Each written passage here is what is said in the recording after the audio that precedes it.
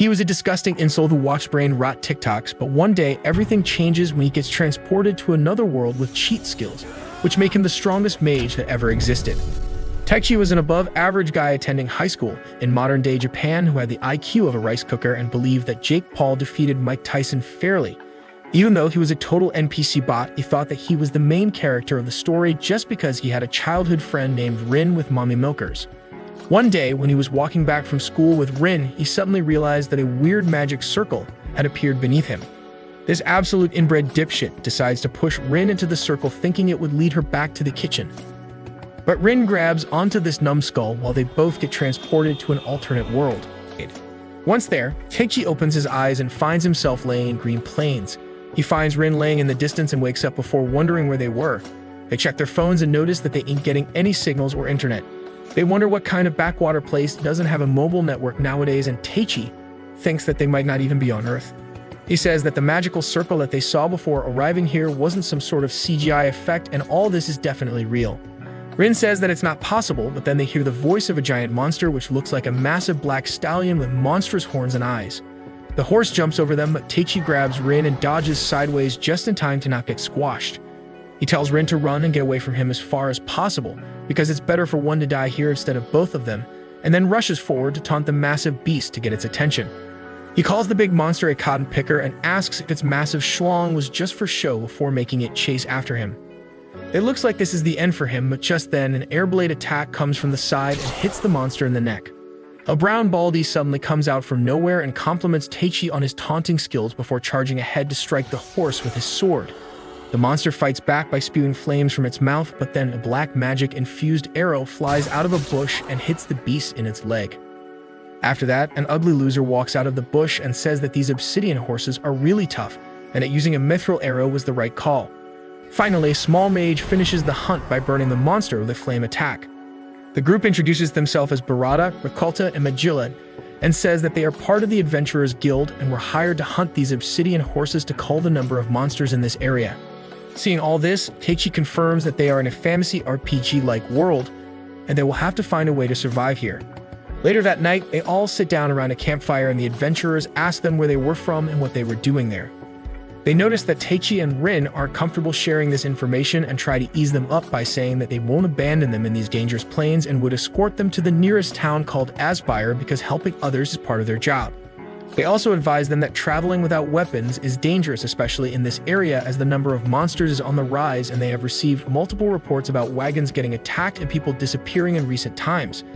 With that, they all call it a night, and Barada tells Taichi to make up with Rin, who seems to be mad at him for telling her to run away without him earlier. They talk about it overnight and ultimately patch up with a fist bump and some off-screen sweaty action. The next morning, they arrive at Aspire and the adventurers tell them that it is part of the Elistane Magic Kingdom, and they use this town as their base of operation. They also give our protagonists some gold and tell them about the Adventurers Guild, because Taichi decided to become an adventurer, as well because that's what an alpha male would do. At the guild, they fill their admission forms and read the contract and realize that they can somehow read the language of this world. They note that they have been able to talk to the people of this world as well and understand them properly, so there must be some magic at play. After this, the receptionist says that they will go through a small magical aptitude test and brings out a crystal ball and tells them to place their hand on it, because having magic is a must for anyone looking to become an adventurer. Hearing this, they both feel disappointed because they think they don't have any magic, and Rin says that she will go first and places her hand on the ball. To the receptionist's surprise, the crystal ball shows 4 different colors, and she asks Rin just who she was. She then asks Taichi to do the same, and the crystal ball suddenly cracks when he puts his hand over it, and this makes the receptionist cream her pants, and she runs off to tell the guild master about it. After a few moments, she comes back with the guild master, Gerard, and a famous C-rank adventurer named Mura the Golden Fencer. They introduce themselves to the pair and tell them that they can't register them here, and that Mara will escort them somewhere where they will get the necessary advice, and without it, they can't become adventurers. Taichi asks him if this is some kind of scam where they kidnap them and sell their kidneys, but Mura says that does want his organ but not his kidney. She then takes them to an old shack in the forest near the town, and where they meet this hot mommy with big plots called Lemia. She welcomes them in and learns from Mura that the magic measuring device in the guild broke, so they want her to conduct their test. Lemia gives Taichi and Rin some wooden devices and says that she made them and that they would tell their magical capacity and magical strength values. Magical capacity refers to the amount of magical energy one possesses, and magical strength refers to the quality of said magical energy. After stroking her wood with their hands, Teichi and Rin ask what it showed, and Lemia says that their numbers are absolutely out of this world, and from now on they will be her apprentices. At the same time, we see a couple of hooded figures talking to each other in the dark. The beta male Gunnar reports to his alpha male leader and tells him that they managed to successfully sabotage this summoning ritual, but because the caster was too powerful, the spell still got activated. They are sure that some people were summoned from another world, but they don't know where they are now. He further adds that they have cast a wide net and will soon find them, and this makes the leader really happy, and he says that he has high hopes for them. Back at the shack, Lemia reveals that Teichi has a magical capacity of 120,000 and a magical strength of 40,000, while Rin has a magical capacity of 37,000 and a magical strength of 5,000 because she's a woman. She further adds that a high-class human knights and royal mages tend to have a magical capacity of over 10,000 and magical strength of 2,000, so both of their numbers are insanely high and they can easily be considered among the strongest beings in this world.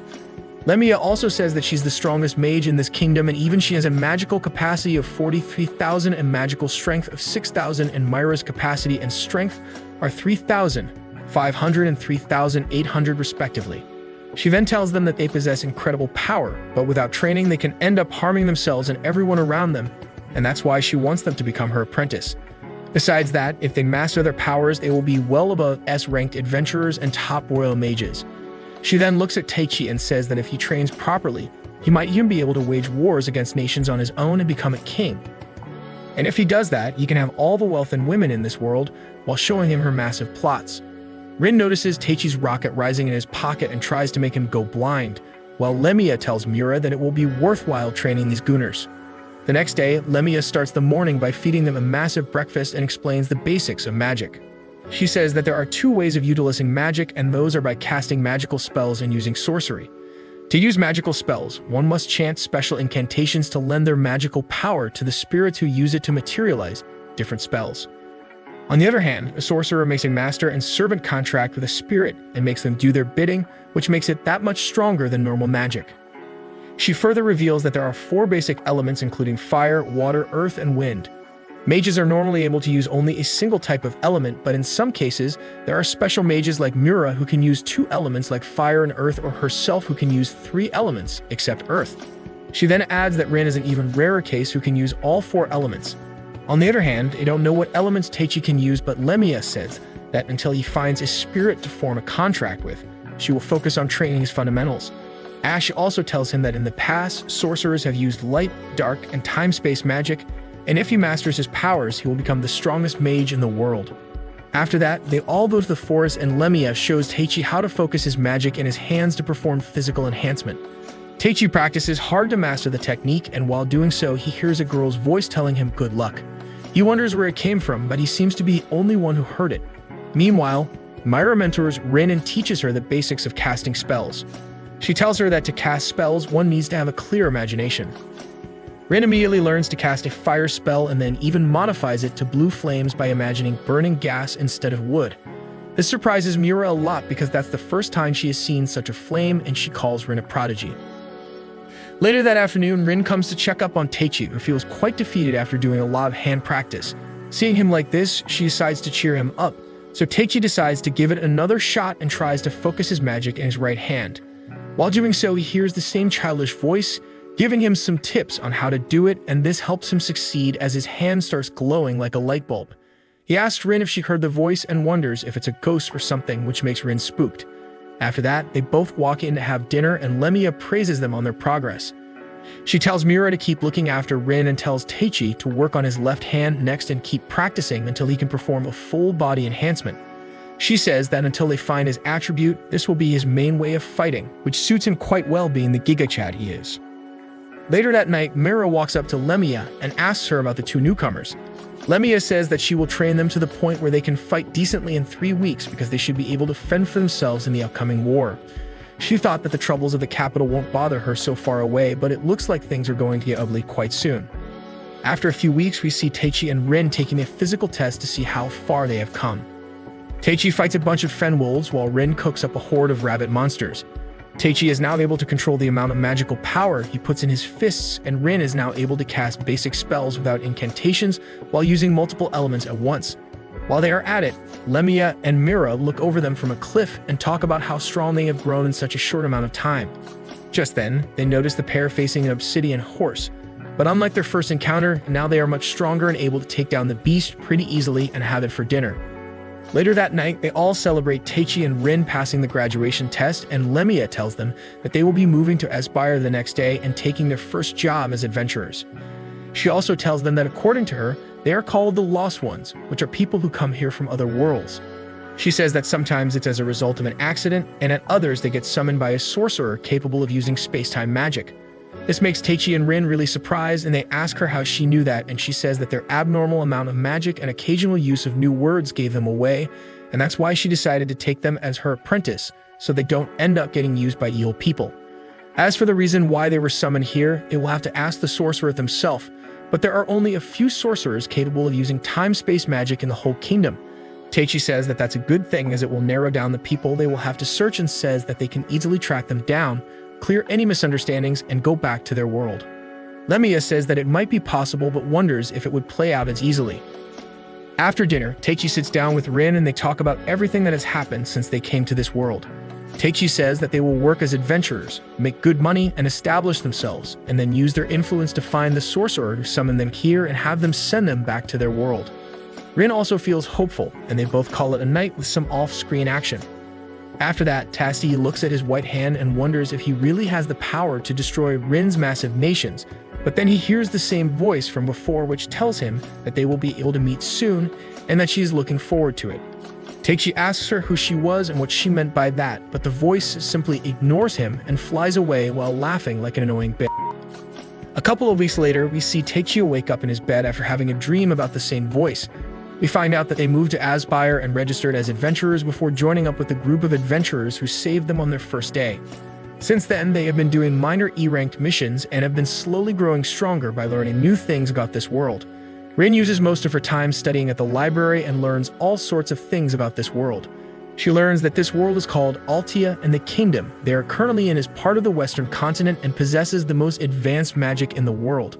With a population of 20 million people, roughly 80% are capable of casting basic magic in this kingdom, and that's why it's considered one of the 3 greatest nations in this world. They also learn that Aspire lies close to the eastern border with the Holy Skatalev Empire and the Garjan Empire, and that's why it has flourished as an important town for trading goods and information. Just then, the waitress comes with their breakfast and gives them a letter from the guild. After reading it, they find out that they have been summoned to the guild by the guild master. They go to see what was up, and the receptionist gives them a special work request to investigate a bar in the slums. Teichi wonders what they could be looking for at Broki Bar, and the guild master explains that recently they have heard rumors about the stolen goods from the wagons being smuggled into the city through the slums. He tells them that they are to look for any information that would help them catch the culprits, and the reward for the mission is 7 silver with bonuses.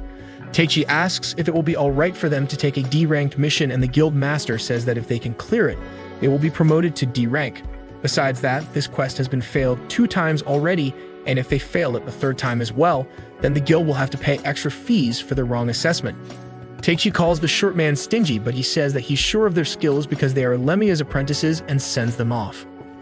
With that, Teichi and Rin go to the slums and decide to take it easy till night when the real shady business takes place. While walking through, Rin goes to buy some Malila fruit, but the price turns out to be twice as much as last week. She wonders if America's inflation took over this world, but the shopkeeper tells her that the wagons transporting goods have been getting attacked recently and everyone is facing shortage of goods. Later that night, Teichi and Rin notice Ikari getting hauled out of the bar's back door, so they walk inside and ask the bartender for some ale. The bartender says that he doesn't carry such weak drinks, but Teichi tells him to sit using his alpha male Heki, and they start talking about the rising prices of goods in the town. Teichi says that they are planning on getting into the business as well and are wondering if they can get some information about how it all worked. The bartender says that it's not a business for amateurs, but Teichi calls him a brokey and puts a bag of coins in front of him, asking if he will open his mouth now. Seeing this, the greedy NPCs in the bar get up and try to loot them, but Teichi and Rin wipe the floor with their worthless rears and make them spill the beans. The goons tell them that they were hired by some hooded guy who asked them to deliver the goods from the wagons that were attacked by monsters. They didn't know how the person looked as it was too dark, but they promised good money, so they went with it. The bartender says that he doesn't want their money, and that it's a normal thing for the bar to sell things brought in by these people, so they should stop digging their nose where it doesn't belong. After this, Teichi and Rin walk out and wonder who this mastermind is. Just then, they notice 3 female ninjas following them, so they lure them out and engage in a battle with them. Teichi tries to hold back from sending them all back to the kitchen and ends up knocking one of them down with a heavy punch. Rin also shows that she's not useless and pushes one of them back before letting Teichi put her to sleep with some gender equality as well.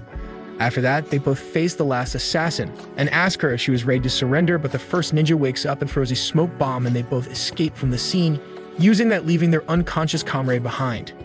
Teichi says that they were not there to scare them away from the mission and it looked like they were really trying to assassinate them. This makes Rin surprised and they hand the captured ninja over to the guild and ask the guild master to keep her alive. The next morning, Teichi and Rin meet Miura at the tavern, who's waiting there to congratulate them on getting promoted to D-ranked adventurers. She then tells them that she has a special mission and would like them to form a party with her. She explains that the Malila fruits in the northern forest are ready to be harvested, so the farmers have put in a request to catch the robbers and protect their yield. The reward for completing the mission is 500 silver, and it will also help the town recover from inflation. After hearing all of this, the pair instantly agree and they all get on their way to the northern forest. They arrive at the farm in the afternoon and meet up with the 2 NPC farmers and one shady-looking one named Kasim. While shaking his hand, Teichi feels some gay emotions and holds onto his hand for a while before coming back to his senses. After that, they all walk to the fields to see the Malila trees and Rin casts a magic sensing spell on her staff to catch any trace of lingering magic in the area.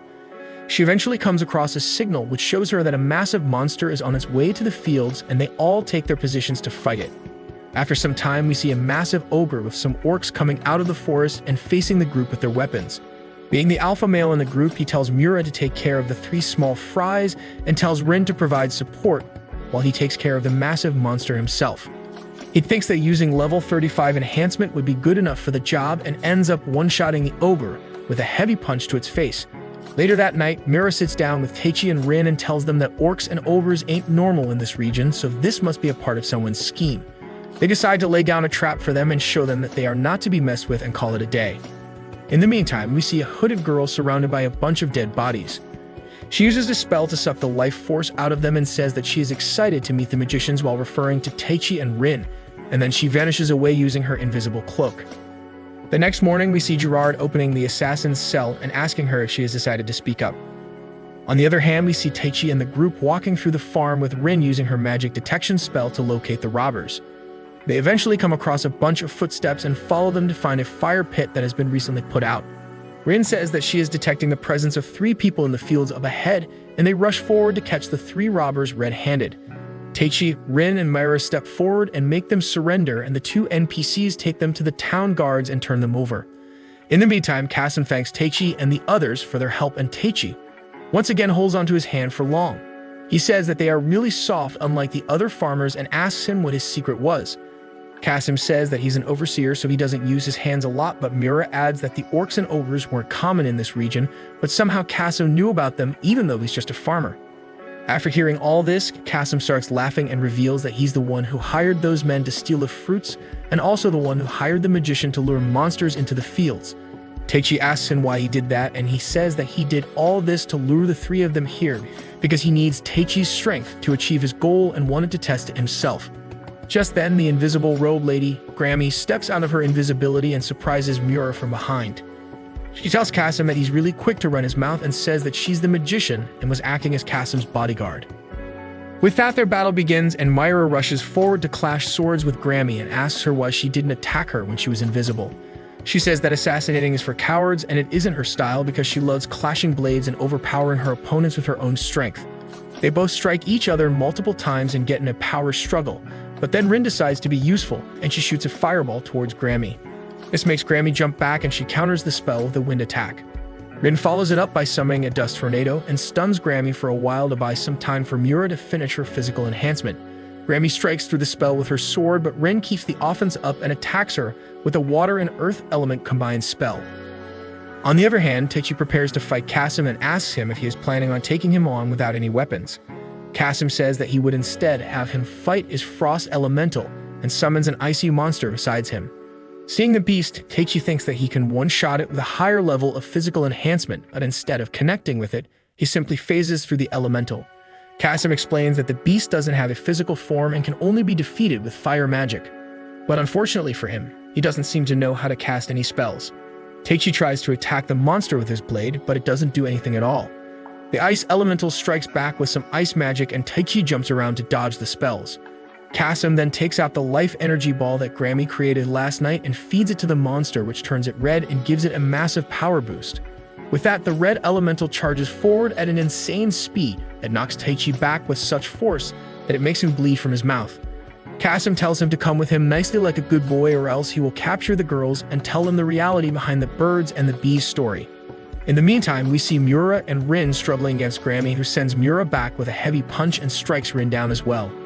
Feeling overwhelmed, the two mages decide to ramp up their power output and say that they are already familiar with facing a powerful mage while remembering Lemia.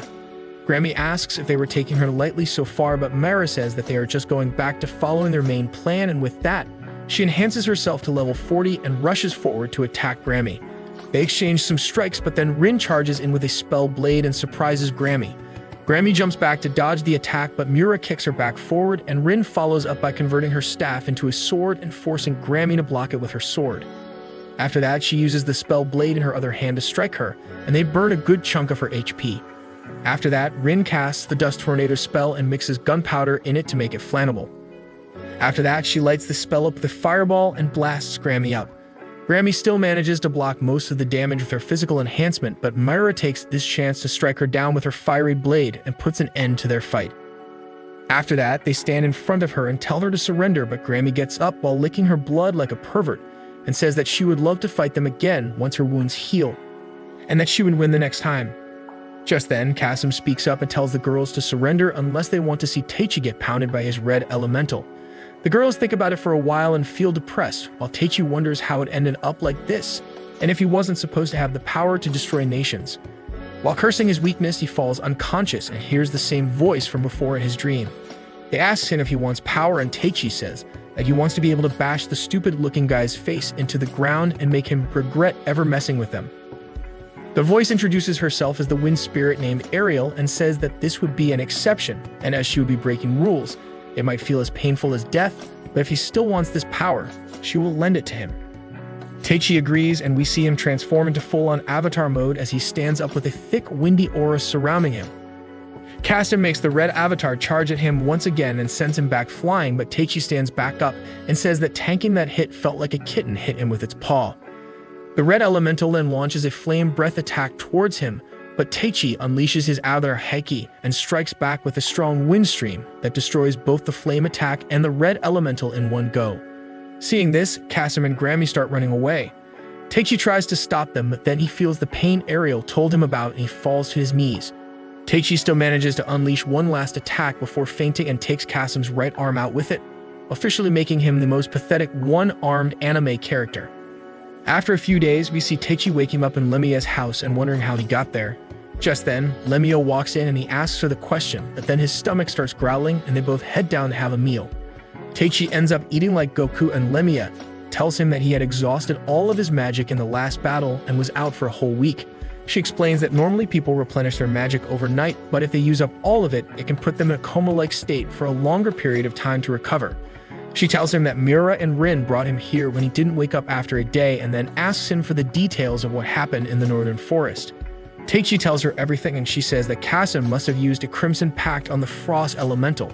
It's a forbidden ritual which uses the life force of beasts and humans, and eating one can bring out an enormous amount of magic far beyond the user's capacity.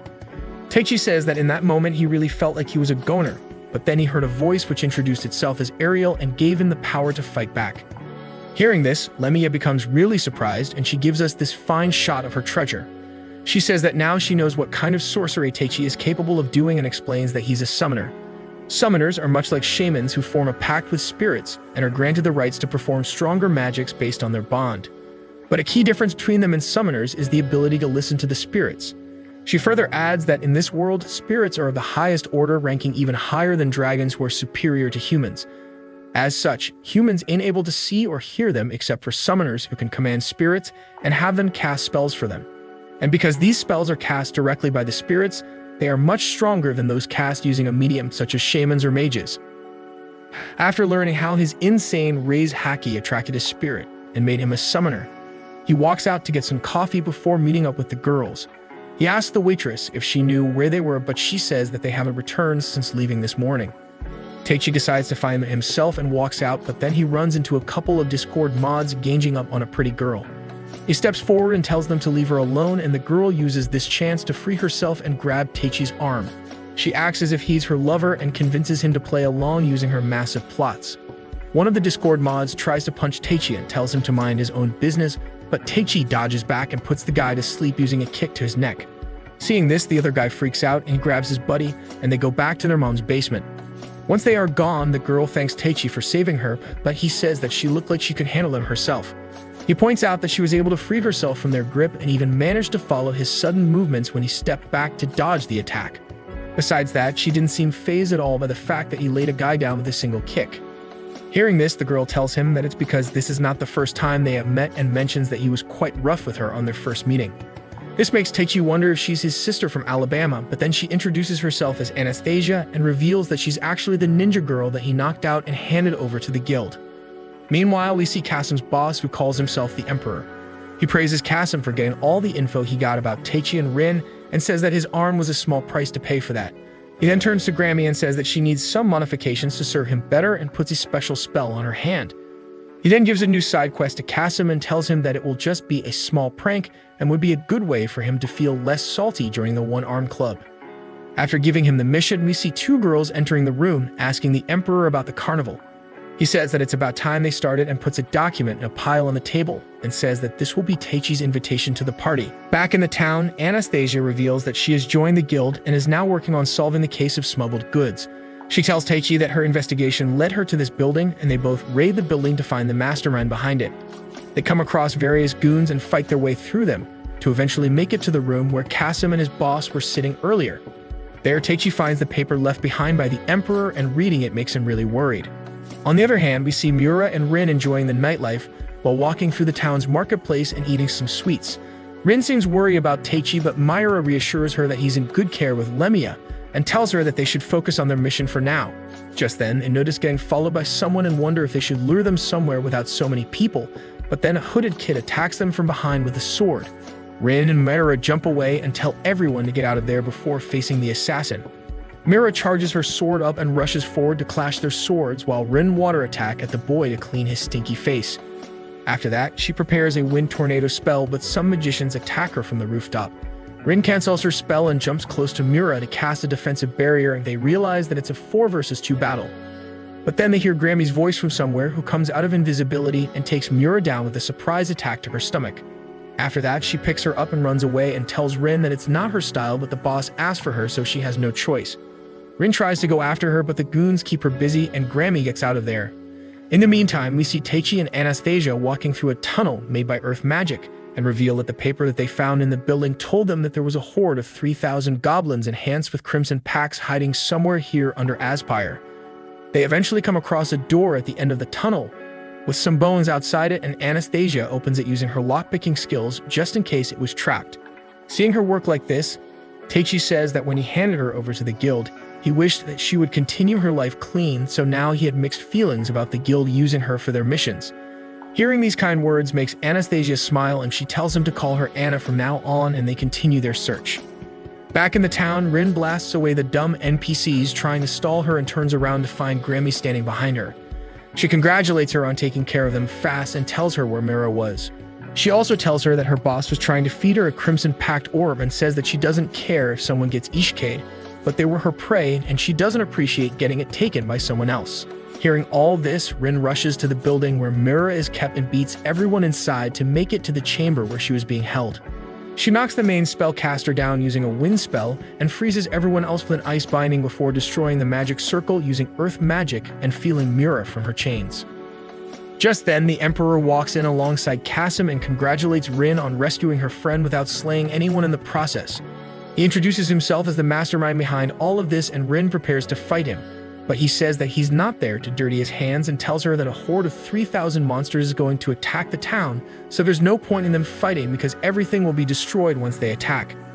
Hearing this, Rin says Teichi's name, and the Emperor tells her that he won't be coming to save them because they have prepared a different stage for him. So now it's up to them to protect this town, and that you would be looking forward to see how the two of them do it, and walks away. On their way out, Kasem asks the Emperor if attacking the town from inside and outside at the same time was necessary, and he says that it was, and asks him how many Crimson-packed monsters did he prepare in total. Kasem says that they got 500 of them underground and around 200 above ground, and the Emperor says that those should be good enough to test Teichi and Rin's strength in full. Meanwhile, we see Teichi saving Anna from an earth golem by blocking its punch with a single hand. He lets her fall back and then jumps forward with a physically enhanced punch to put the golem down once and for all. After that, a door opens up in front of them and they see a couple of young girls standing over a goblin farm that seem to be enchanted with the red crimson pact. The girls introduce themselves as Milo and Mello and say that they are the ones who created the earth golem and are going to release all these goblins in the town so they can play with the townsfolk and have men and children for dinner. Teichi looks at their dumb faces and asks if that doesn't sound like a bad idea to them because they are children as well, but the girls say that they will be controlling the goblins using this orb and unleashes them. Back in the town, Miura and Rin go to the guild and tell Gerard about the Emperor and his plan to attack the town using 3,000 monsters. Gerard calls all the adventurers in Aspire and also asks for help from the town watch, and they prepare to begin the defensive war. With only 180 adventurers at their disposal, things look pretty bad for them, but then Lemia joins the fray and encourages them to battle. In the meantime, Teichi and Anna fight against the red goblins and try to keep them from going above ground. Teichi uses physical enhancement to crush them all, but he fears destroying the cave and switches back to normal combat. While fighting so many goblins, he soon hears the girls' voices and notices that the crystal ball that they had was useless, and the goblins are now attacking them as well. He makes his way through the monsters and saves them and makes them apologize for their actions. He then tells Rin to look after them and goes on a full-on monster hunt to clean all 500 of them underground. Back at the guild, Lemia and the others assess their situation, and Lemia says that she will use one of her tactical class large area spells to thin out the number of monsters because there's no other way for them to fight so many of them at once.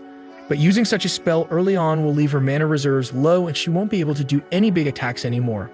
Hearing all this, Rin tells her to leave the area of effect spell to her and explains that she might be able to cast a spell, which is similar to an erupting volcano.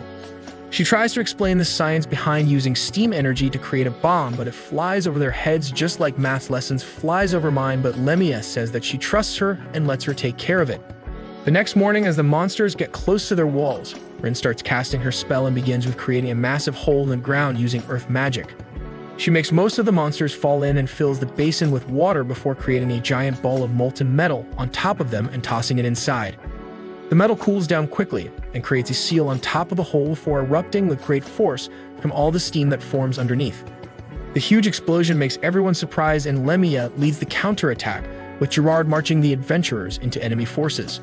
Meanwhile, Kasem and the Emperor look over them from a cliff, and the Emperor says that watching Lemia in action was well worth this on its own, but seeing Rin reveal such a destructive spell was a treat on top. He then says that it's about time they face the real danger, and we see an adventurer report to Gerard that 200 monsters enhanced with Crimson Pact have joined the battle. This makes him really worried, but then they see Teichi arrive at the camp with Anna and the two girls. He fills Gerard in about what happened underground and asks him about Miura and Rin before heading out to help them. On the other hand, we see Miura and Rin getting tired from all the fighting and complimenting Lemia on still being so full of energy. Just then, they notice the massive horde of Crimson Pact monsters, and Lemia tells them to buy her 30 seconds so she can cast a strong spell and take care of them. Miura and Rin rush forward and destroy a bunch of small fries until Lemiev casts the AoE spell and reduces the enemies in front of them to only 3 red ogres, who seem to be leading this army of monsters. The 3 of them take on 1 orc each, but Rin's attack seems too weak to do any damage to the monster, and it walks up to her to deliver the finishing blow. In her final moments, she says that even if she falls here, Teichi will come and save them all, and regrets not telling her about her true feelings for him. But just before the monster can strike her down, Teichi jumps in and blocks it with a single hand and tells her to tell him all about it once they are done with this war. Lemia and Miura soon follow up and tend to Rin while Teichi pushes the red ogre back before grabbing it and tossing it on the ground. He then jumps over it and knocks it out with a heavy punch to its chest. After that, he walks back to meet up with the girls, and Miura asks him what enhancement level he uses, and he tells her that he used level 100 or else he won't be a match for these monsters. Teichi then asks Lemia about their current situation and asks if they will be able to continue fighting, but she says that they would barely be able to hold them back at their current strength. Teichi introduces them to Mayo and Mello, and tells them to keep the monsters from attacking him so he can fight the 3 red ogres, and hopefully, once he defeats them, the monsters would fall back. With that, Teichi challenges the 3 ogres to a battle, and we see Kasim and the Emperor looking at the battle, where the Emperor says that it is all according to what that lady planned, while referring to a secret mastermind who's even above him in this scheme. Back at the camp, we see Anna tending to the injured soldiers while hearing about the situation on the front line. She decides to put her faith in Teichi, but then a hooded figure walks past her and whispers something in her ear, which makes her walk towards the battlefield like a mindless puppet. On the other hand, Lemia and the other adventurers are fighting the small monsters, while Teichi is dealing with the ogres in a 3 versus 1 situation. Despite the difference in their numbers, Teichi manages to knock one of them down and finishes the job thanks to his insane magic power. But then the ground starts shaking and a dragon comes out of the ground and eats the ogres up for breakfast. Seeing the beast, Lemia wonders why it's here, because dragons normally never bother themselves with interfering in battles between lesser species. Everyone gathers around Teichi, and we find out that the twin-headed golden dragon is also part of that mysterious mastermind's plan to test Teichi. Teichi tells Lemia and the others to evacuate the town for the worst-case scenario, and says that he would fight the dragon alone. Rin says that she will stay with him, and Merid tells them to come back alive or else she won't forgive them. With that, they all go back, and Teichi tells Rin to stay back as well, because being a woman, she would only come in his way. Besides that, if the dragon chooses to attack her, he will instinctively try to defend her as the Sigma male that he is, and that would certainly be the reason behind his defeat. Rin says that she understands and focuses on defending herself while finding ways to support Teichi in any way she can from a distance, while Teichi runs forward to face the dragon. On his way, he calls out to Ariel, but she doesn't respond, and he wonders if the first time was just a fluke. Regardless of that, he enhances himself to level 100 and then jumps forward to start the fight with a heavy punch. The dragon blocks the attack with its claw and strikes back with a bunch of fireballs, followed by a tail whip attack. Rin tries to help Teichi, but the dragon's other head shoots a fireball towards her as a warning and tells her to stay back like the waste of space she is. Teichi loses a lot of HP to the tail whip attack and wonders why a dragon was helping the monsters to attack them.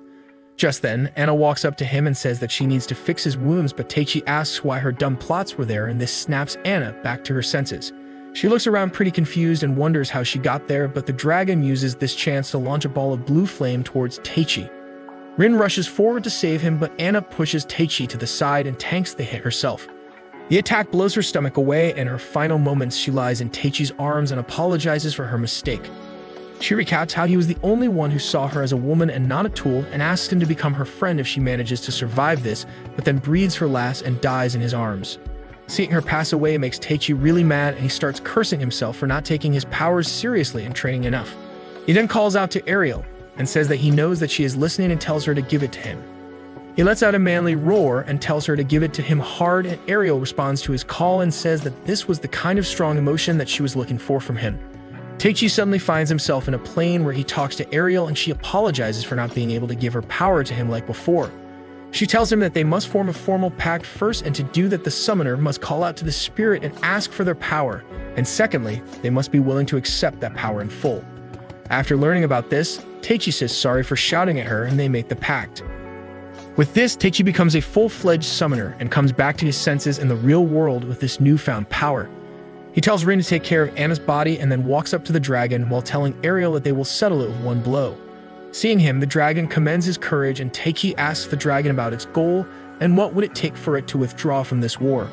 The dragon tells him that if he shows it his true power, it will answer all his questions and leave this place. After that, it launches a combined flame breath attack from both its mouths, and Teichi counters it with a strong wind stream attack using his fist. At first, they both seem equal in power, but Teichi soon overpowers the beast and tosses it on the ground. After this, the dragon says that it's happy to see his strength and reveals that it serves a certain lady, and his goal was to test his true strength. He also tells him that from now on that lady would continue guiding him, but this is necessary for this country and this world, and then flies off into the distance before telling him to be strong if he wishes to protect those that he treasures. On the other hand, we see the Emperor reporting to the mysterious lady alongside another hooded servant, and he tells her that Teichi has formed a pact with the wind spirit. The lady says that then it's time to prepare his next guidance, and that after a town comes a country. After the war, Aspire slowly starts rebuilding, but despite their victory, they suffered great losses, and we see Teichi putting some flowers on Anna's grave and telling her to watch over him from the heavens. After that, he goes to see Lemia and the others and introduces them to Ariel by summoning her in her mini form. While talking about it, they notice a carriage coming into the town with an escort of knights, and Lemia notes that they bear the royal family's crest.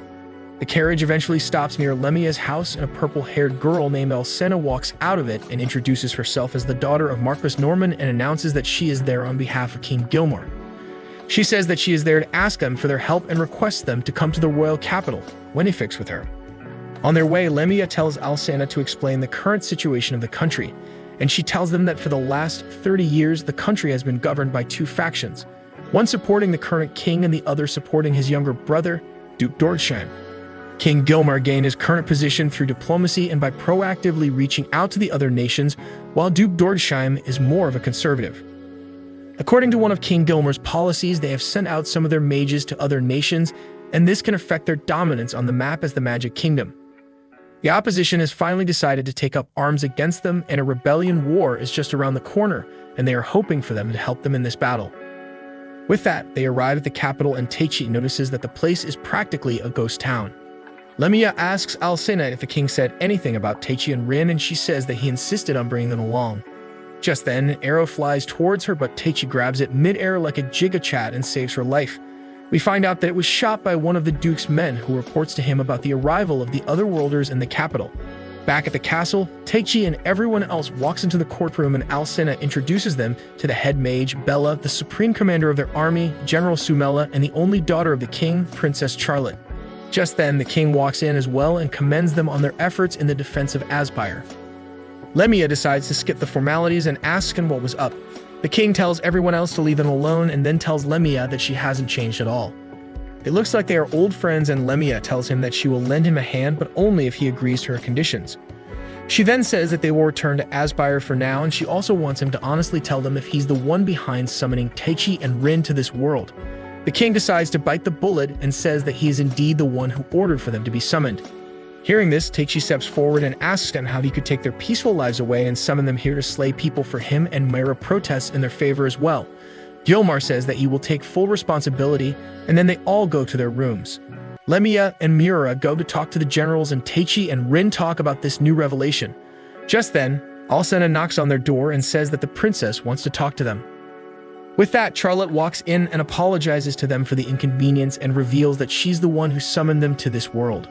She explains that she conducted a lot of research before casting the spell and was torn between summoning someone out of their peaceful life and making them fight for them, but in the end, she decided to do what was expected of her as the princess of this kingdom. She then says that during the summoning, one of Duke's assassins slipped in and it made the spell become unstable. She only wished to summon Teichi, who possessed an insane amount of magic, but due to the assassin's attack, Rin got taken in as well, and instead of getting summoned in the palace, they got teleported to a random field near Aspire. She says that it took her quite a long time to find where they were and apologizes for not only ruining their lives but also being an incompetent waste of space. After hearing all this and seeing her cry, Teichi and Rin tell her to lift her head up and say that they forgive her for everything she did and that they understand the desire to save those that are precious to her. Charlotte says that once the nation is at peace, she will do everything to make sure that she can return them to their worlds, even if it costs her soul, and Teichi says that they will help her in this war so they can all come out of this happy. Just then, Lemia walks in and tells Teichi to come outside. She has him fight Sumela, who wants to see if they were really as strong as the king expects, and Teichi proves his dominance by parrying all her attacks and breaking her sword with an enhanced blade. After that, they both start fighting hand to hand, and Teichi manages to knock Sumela down and gets on top of her. This makes her really excited, and she asks him if he would be willing to knock her up as well and asks him for that special white thing inside his body, making Teichi cry out in disbelief. Later that night, Teichi looks up at the sky with Ariel and talks to her about being afraid of using too much strength against human enemies, but if it means protecting Rin, he would be willing to do it. After that, he goes back inside to check up on Rin and accidentally walks in on her dressing up. On the other hand, we see Charlotte praying in the Holy Temple as the Emperor walks up to her, and we find out that he's called Cardinal Laudra, and Charlotte doesn't know that he is the one behind the attack on Aspire. The next morning, we see Teichi walking around the castle looking for Rin. He eventually finds her watering some flowers and tells her to get her plots up into the courtroom because Lemia wants them to join the meeting with the generals. On the other hand, we see the Duke having a meeting with his generals. Two of the Marquises seem to be having a discussion over making their next move with Marquis Nilgen, suggesting that they assemble their forces and surround the royal capital immediately, while Marquis saying that they should first assess the abilities of these two otherworlders before launching a proper attack. He adds that according to their intel, one of them can even summon spirits and says that they should play their cards right. In the end, the Duke sides with Nilgen and gives him permission to assemble their forces and lead them to the capital. On the other hand, Sumela and Bella report to the king about the Duke's army marching towards Wenifix and tell them that they have 3,000 soldiers ready to deploy with another 6,000 on standby. Bella says that she also has 300 mages ready to fight with another 600 as backup. The king tells them to defend the capital with all their might, and they move to the tactical meeting room where they form a plan to meet with the Duke's forces in the south the next morning, with Teichi and Rin helping them as well. Teichi feels worried about using his powers against humans, but Lemia tells him to grow some balls, and Sumela encourages him with a promise to marry him after the war, making Teichi that much more worried. Later that night, Teichi goes to see Rin, who seems too tense about participating in this war. He tells her that she doesn't have to take part in it because she got there as a mistake, but she tells Teichi that she jumped into the circle of her own free will and that she will fight alongside him. She also tells him to spend the night in her room, and they both sit down together, with Rin resting her head over his shoulder. It looks like Teichi will finally become a man tonight, but as he tries to grab her hand, he notices something and tells her that it's time to call it a night. Meanwhile, we see Miura and Lemia talking about Rin over some tea, and Myra decides to go check up on her, but Lemia notices something while looking outside the window and says that she might have become paranoid as well. After some time, we see a hooded assassin standing outside the window on a tree, and it turns out Marquis sent him to assassinate Teichi and Rin during the night to make a name for himself. Unfortunately for the assassin, Teichi already noticed him earlier and puts some pillows in their bed covered with a blanket. The assassin stabs the pillows, and Teichi and the others catch him red-handed in the room. Teichi starts talking about how he noticed him earlier, but the assassin doesn't care about him jerking himself off and uses this chance to attack Rin. Seeing this, Teichi immediately turns his physical enhancement on, and he starts pounding him really hard, saying that he won't ever let anyone hurt the people he has sworn to protect. After beating him up for some time, Lemia stops Teichi, saying that's enough, but the assassin slips out from under him and decides to isekai himself by passionately hugging the ground. The next morning, Gilmore's army faces Marquis Nilgen's force consisting of 1,000 soldiers. Teichi begins the war by sending a warning their way using a wind spell and blasting the ground just in front of the enemy forces. They hope that it will make them stop for some time, but to their surprise, Nilgen and his men raise their hands and cast a bunch of fireballs and water bullets using magical rings and strike their army. This confuses them at first, but Teichi uses his cheat abilities to zoom in and tells Lemia about the special rings. She says that those are magical stones and wonders where they got the capital to prepare 1,000 of them for all their men. She then adds that these rings can use up the caster's life force if they run out of magic and continue casting, and it can be lethal if someone without proper understanding of magical items uses it. As expected, Nilgen's army continues using the magic rings and quickly drain themselves out. Seeing them struggle like this makes Gilmore's army happy, and they say that they might not even have to fight back, they just need to defend for long enough and the enemies would put themselves down on their own. This makes Teichi and Rin uncomfortable, and they look at Lemia for a response, and Sumela says that even if they are on the other side, they are part of their kingdom and Gilmore won't want unnecessary casualties either. Lemia says that she might have a plan and asks Rin for help. Teichi puts up a barrier in front of them using Ariel's wind magic, and Myra protects Rin from any stray shots until she prepares a special spell in combination with the other royal mages, and they suddenly make it rain. Rin then uses lightning magic and shocks the enemy forces and makes them fall unconscious. Nilgen feels pretty drained as well, and he gets on his knees, but then he notices the Duke's assistant, Inimicus, walking up to him and telling him what just happened. Nilgen asks him why they were losing, and he tells him about the draining effect of the ring, and then stabs him before telling him that he has served his purpose, and with that, the war comes to an end. Later that night, we see Kasim and Grammy drinking at a bar, and Kasim takes out a small gadget and says that the next time he sees Teichi, he will make him lick the dirt off the floor. The next morning, Rin wakes Teichi up using her special oral skills, but Teichi ends up running to the bathroom due to eating too much Indian food last night. After that, they meet up with Lemia and Miura, who tell them that the king has summoned them all in the courtroom. They all go to see what was up, and the king says that the princess wants to reward them for their achievements in the war and lets them pick up special weapons from the royal collection. Lemia gets a magic ring, Teichi picks up a Japanese-looking katana, Rin chooses a fancy staff, and Miura takes a high-grade dagger for herself. After that, they all go to the training grounds where Sumela asks Taichi to show her his big black sword. Lemia also tests out her magic ring as Sumela gets on top of Taichi and tells him to unload all of his hot passion with his sword onto her. She jerks him around and says that she will take everything he has got, but Taichi still feels sick from overeating last night and ends up fainting. Taichi somehow manages to escape from there and goes to the town to get some medicine. While out, he notices people staring at him and he wonders if they are looking at Ariel, but she says that she made it so only he can see her for now, so the people are actually looking at him. Just then, some kids walk up to him and call him the strong man from the war, and Taichi realizes that he has become somewhat popular among the crowd. He entertains them for a while and then walks into an empty street and calls out the person following him in the shadows. It turns out to be none other than one-armed Kasim, who's feeling salty about Taichi getting all this fame. Taichi asks him what happened to his arm, and when he finds out that he's the one who took it, it makes him feel really sad. Kasim says that he has resolved to beat him and challenges him to a duel on his terms, or else he will poison all the wells in the city. He takes out the gadget he got from Lodra and says that this will put restrictions on Taichi's magic and make it equal to his own. This way they can fight on equal grounds and he can prove that he only lost to him due to his gifts. This obviously sounds like a bad idea, but being the alpha male he is, Taichi says that he can never back off from a fight like this and prove his dominance. This makes Ariel mad and she tells him to not come back crying if his power never returns, and the battle begins. Taichi starts it off using a wind blast, but Kasim dodges it and strikes back using a dagger. Taichi blocks it with his sword and then jumps back to shoot Taichi using ice and water bullets. Taichi rushes forward and knocks his dagger out of his hand, but Kasim gets him with some ice bullets, and the battle becomes intense. Grammy watches them from the corner as they beat the living daylights out of each other. At the end, they both wonder if they should keep fighting until one falls unconscious, but decide on finishing it with her next move instead. Kasim charges up a massive ice spell and prepares to throw it towards Taichi, who seems pretty beat up and unable to dodge it because of his leg injury. Taichi thinks about Rin and his early magic lessons and decides to believe in himself and puts some magic in his sword and uses it to slice through Kasim's ice spell and sends him back flying into the wall from the shockwave. With this, their fight comes to an end and Kasim accepts defeat, but Taichi says that he had at least an extra arm's worth of advantage, so it wasn't as fair.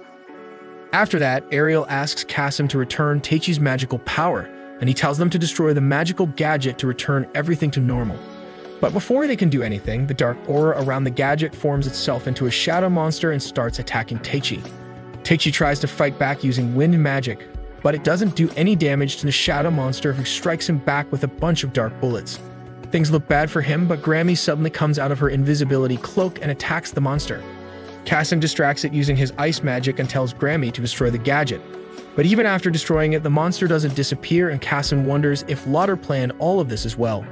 Taichi notices that his powers are back at least, and he says that he will blow the monster away with one attack and tells Ariel to compress the surrounding air to form lighting and strikes the monster away with a lightning slash using his sword. After that, he gives a healing potion to Kasim, but Grammy tells him to stop crushing his pride even more and says that he was just salty about losing to him. But now that they have fought on equal terms, he has accepted his defeat and would probably work hard to get stronger. She then helps him up and walks away with Kasim, who now seems to have developed a healthy rivalry with Taichi. Just then, the city's bell starts ringing and the speaker announces that the Duke's army has declared war. Taichi runs back to the castle to meet up with Rin and everyone else, and they all prepare for the war that's going to start the next day. At the same time, we see Laudra reporting to the mysterious lady about how Taichi dealt with the shadow monster, and she tells him to proceed with their next guidance. We also see the other hooded figure beside them, who looks quite similar to Animicus. The next morning, Duke Dortisheim addresses his army before marching towards the capital, and Marcus Marquis asks for his permission to deal with the Otherworlders and Lemia on his own, as he has made the necessary arrangements and won't disappoint him like Nilgan. After that, the Duke marches towards the capital and both armies come face to face. He asks Animicus if they have any chance of victory, and he says that Marquis Marquis would take care of everyone other than Taichi, but he will make sure that he's not a problem for them himself. On the other hand, Ioma raises his soldiers' morale with this speech and tells them to carve a path to victory for their kingdom as its heroes. With this, the war begins, and we see men clashing swords and magical spells getting tossed all over the battlefield. Rin and Miura dominate the battle, with Lemia destroying her opponents by using spells from her new magical ring. But then they all get paired against their matches that Marquis prepared for them, and we see an ranked adventurer named Suzora face Rin. Marquis himself takes on Miura, while a sorcerer named Miss Folo challenges Lemia using his jamming magic to jam all over her using his thick staff. Meanwhile, Taichi uses his wind magic to jump across the enemy forces and lands right in front of the Duke's camp.